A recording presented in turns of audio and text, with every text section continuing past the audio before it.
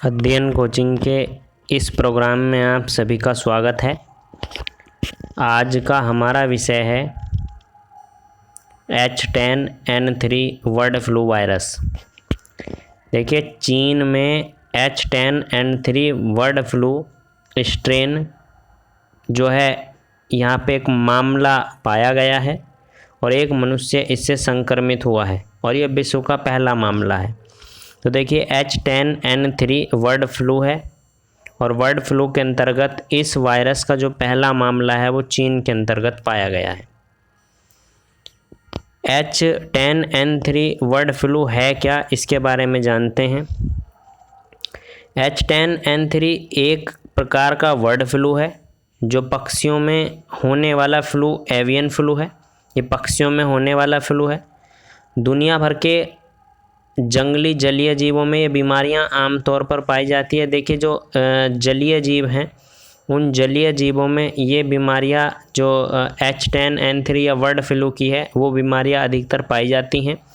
और जो कुक्कुट पालन है, यानी कि जो मुर्गा पालन है, मुर्गा पालन कुक्कुट पालन में और अन्य जो पशु की और पक्षियों की प्रजातियां हैं वो प्रजातियां भी इससे संक्रमित हो सकती हैं। देखिए, H10N3 जो वायरस है बर्ड फ्लू का वायरस है और बर्ड फ्लू का वायरस है, पक्षियों में होने वाला वायरस है। और जैसे घरेलू कुक्कुट यानी कि जो मुर्गा पालन है और अन्य पशु पक्षी हैं उनके अंतर्गत वो इससे संक्रमित हो सकते हैं। देखिए, इसका प्रसार किस प्रकार से, इसका संचारण किस प्रकार से होता है, इसका फैलाव किस प्रकार से होता है। एवियन फ्लू का जो वायरस है ये जो संक्रमित पक्षियों की लार होती है, संक्रमित पक्षियों की लार सिल्वा हो गया, वल्गम हो गया, उनका मल हो गया, इनसे फैलती है। देखिए, ये हमारे पास अगर कोई संक्रमित पक्षी है, इस संक्रमित पक्षी से जो संक्रमण होगा वो इसकी लार के माध्यम से हो सकता है, इसके बलगम के माध्यम से हो सकता है और इसके मल के माध्यम से हो सकता है। ये जो है, अगर ये संक्रमित कोई पक्षी है तो संक्रमित पक्षी के लार से, बलगम से और मल से फैलने के चांस इसके हो सकते हैं। और मनुष्य में जो ये फैलता है, मनुष्य की आँख के द्वारा फैल सकता है, नाक के द्वारा फैल सकता है और मुंह के द्वारा फैल सकता है। देखिए, संक्रमित की लार, बलगम और मल और मनुष्य का जो आँख के थ्रू ये जा सकता है, नाक के थ्रू ये जा सकता है और मुंह के थ्रू ये मुंह के माध्यम से ये जा सकता है।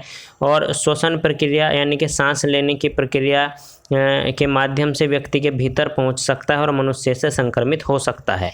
देखिए, इसकी चिंता क्या है और चिंता का कारण क्या है, इतनी चिंता क्यों इस वायरस की है, इसका कारण क्या है।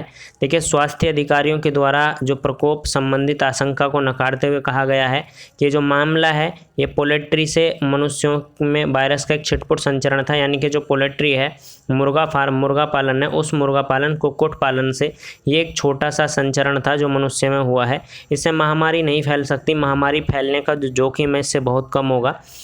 और दूसरा यहाँ चिंता का कारण बताया गया है N10। देखिए, ये पक्षियों में पाया जाने वाला एक बहुत कम गंभीर यानी कि कम गंभीर जो है जो वायरस है और इसका जो फैलने का जो संक्रमण की जो रेट है वो बहुत कम रेट है। तो ये कह सकते हैं कि चीन के अंदर पाया जाने वाला ये एक आधा ही मामला है। इससे वायरस के फैलने की, महामारी जैसा कोई स्थिति बनने की कोई चांस है नहीं है और ये बहुत कम स्तर पर फैलने के इसके चांस हैं। देखिए, मनुष्य में जो H10N3 के प्रसार है इसको फैलने से रोकने के उपाय क्या होने चाहिए, उन उपाय को देखते हैं। व्यक्तियों के लिए बीमार या मृत घरेलू पक्षियों के संपर्क में आने से बचना चाहिए।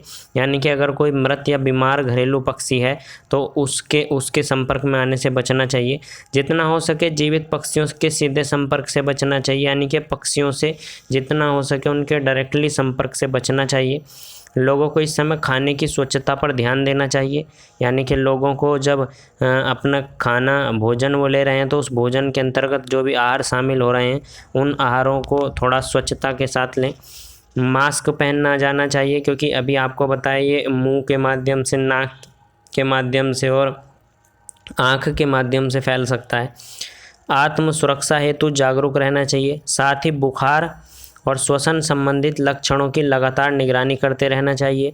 कहीं जो सांस से संबंधित, बुखार से संबंधित जो स्थिति है वह H10N3 का तो नहीं है, ये ध्यान रखना चाहिए। देखिए बर्ड फ्लू के विभिन्न प्रकार कौन कौन से हैं, उन प्रकारों की चर्चा करते हैं। देखिए बर्ड फ्लू के जो विभिन्न प्रकार हैं उनकी चर्चा करते हैं, कौन कौन से स्ट्रेन इसके हैं। देखिए चीन में जानवरों में बर्ड फ्लू के कई स्ट्रेन पाए जाते हैं। ये चीन के अंतर्गत जो है जानवरों में कई प्रकार के जो बर्ड फ्लू के जो स्ट्रेन है वो पाए जाते हैं, स्ट्रेन पाए जाते हैं, किंतु मनुष्य में बड़े पैमाने पर अभी तक इसका कोई प्रकोप नहीं फैला है, यानी कि ये पशु पक्षियों में ही है, मनुष्यों में इसका बहुत कम जो है देखा गया है इसका प्रकोप।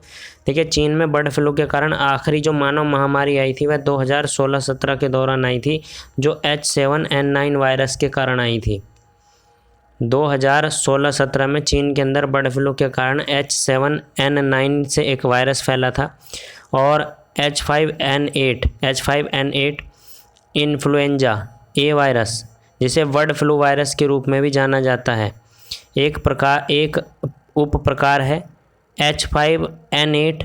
देखिए H5N8 इन्फ्लुएंजा ए वायरस है, हालांकि मनुष्यों के लिए कम खतरनाक है, किंतु जंगली पक्षी और घरेलू पक्षियों के लिए अत्यधिक खतरनाक है। तो ये जो इन्फ्लुएंजा ए वायरस है बर्ड फ्लू का ही एक उपरूप है, उप प्रकार है H5N8। तो इससे जो प्रभाव है, देखिए मनुष्य के कुल मिला के बर्ड फ्लू के जो प्रभाव है मनुष्य में कम है, लेकिन जो पशु पक्षी हैं उसमें इसके प्रभाव ज़्यादा हैं। देखिए अप्रैल में पूर्वोत्तर चीन के शेनयांग शहर में जंगली पक्षियों में अत्यधिक रोगजनक H5N6 पाया गया था, एवियन फ्लू का संक्रमण पाया गया था, और ये चीन के अंतर्गत अधिक मात्रा में इस प्रकार के वायरस फैलते हैं। देखिए इनका वर्गीकरण देखते हैं। जो अभी हम बात कर रहे थे H5N8 की हम बात कर रहे थे, और H5N8 ये इन्फ्लुएंजा ए वायरस का जो प्रकार है, इसमें दो प्रोटीन जो हेमाग्लूटिनिन HA और न्यूरोमिनिडेस NA के आधार पर दो प्रकारों में इसको विभाजित किया जाता है। उदाहरण के लिए जिस वायरस में HA7 प्रोटीन और NA9 प्रोटीन होगा उसे H7N9 कहेंगे। देखिए यहाँ हमारे पास आप ऐसा समझ सकते हैं कि अगर किसी वायरस का नाम H5N8 है तो इसका जो हम वर्गीकरण करेंगे वो इसके प्रोटीन के आधार पर करेंगे। किस प्रकार से? देखिए ये जो हमारे पास HA है हेमाग्लूटिनिन, अगर हेमाग्लूटिनिन के 5 हमारे पास यहाँ पे 5 प्रोटीन हैं, और जो ये न्यूरोमिनिडेस है अगर इसके 8 हैं, तो इसका मतलब है इस वायरस को हम किस नाम से पुकारेंगे? H5N8। यानी कि इसके प्रोटीन HA और NA के आधार पर हम किसी भी जो वायरस है, कौन सा वायरस? बर्ड फ्लू का वायरस, उसकी पहचान हम करते हैं। धन्यवाद। आज की क्लास यहीं तक। धन्यवाद।